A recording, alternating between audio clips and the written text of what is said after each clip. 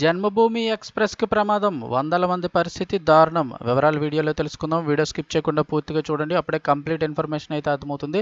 అలాగే చాలామంది వీడియోస్ చూస్తున్నారు కానీ సబ్స్క్రైబ్ చేసుకోవడం ఫ్రెండ్స్. దయచేసి సబ్స్క్రైబ్ చేసుకోండి. ప్రభుత్వం నుంచి వచ్చే ఇంపార్టెంట్ లేటెస్ట్ అప్డేట్స్ అన్నీ కూడా మిస్ కాకుండా మీకు ముందుగానే మీ మొబైల్‌కి నోటిఫికేషన్ అయితే వస్తుంది. సబ్స్క్రైబ్ చేసుకోండి. అలాగే వీడియోని లైక్ చేసినట్లయితే మరింత మందికి సమాచారం కూడా చేరుతుంది. ఇంక వివరాల్లోకి అయితే వెళ్ళిపోదాము.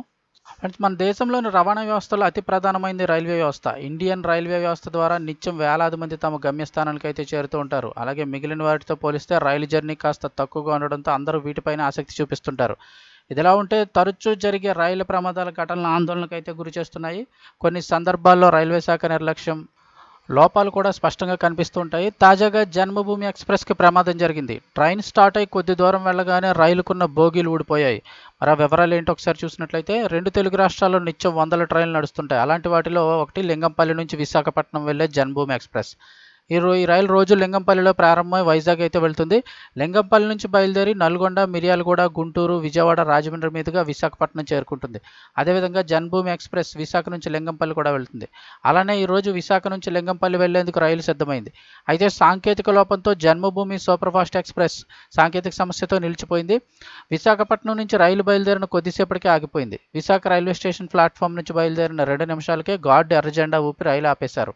ఈ రైలులోని ఏసీ బోగీ లింక్ తెగిపోవడాన్ని అక్కడ అధికారులు గుర్తించారు. దీంతో రైలును కాసేపు ఆపేయాల్సి వచ్చింది. బుధవారం ఉదయం 6:20 విశాఖపట్నంలో బయలుదేరాల్సిన రైలు ప్రారంభమైన కాసేపటికే ఏసీ బోగీ లింక్ ఊడిపోయింది. వెంటనే అప్రమత్తమైన విశాఖపట్నం రైల్వే సిబ్బంది తిరిగి విశాఖ స్టేషన్కి అయితే రైలును తీసుకొచ్చారు. సాంకేతిక సమస్యతో ఏసీకి సంబంధించిన 2 బోగీలు రైలు నుంచి ఊడిపోయాయని అధికారులు తెలిపారు. సమస్యను పరిష్కరించి తిరుగు రైలు ప్రారంభిస్తామని వాళ్ళు తెలిపారు. అయితే ఈ ఘటనపై రైల్వే ప్రయాణికులైతే ఆగ్రహం వ్యక్తం చేస్తున్నారు. రైలు కదిలిన ప్రారంభం కాబట్టి సరిపోయింది. అదే రన్నింగ్లో ఉండగా ఏసీ బోగీలు ఊడిపోయి ఉంటే ఏంటి పరిస్థితి అని ఆగ్రహం వ్యక్తం చేస్తున్నారు.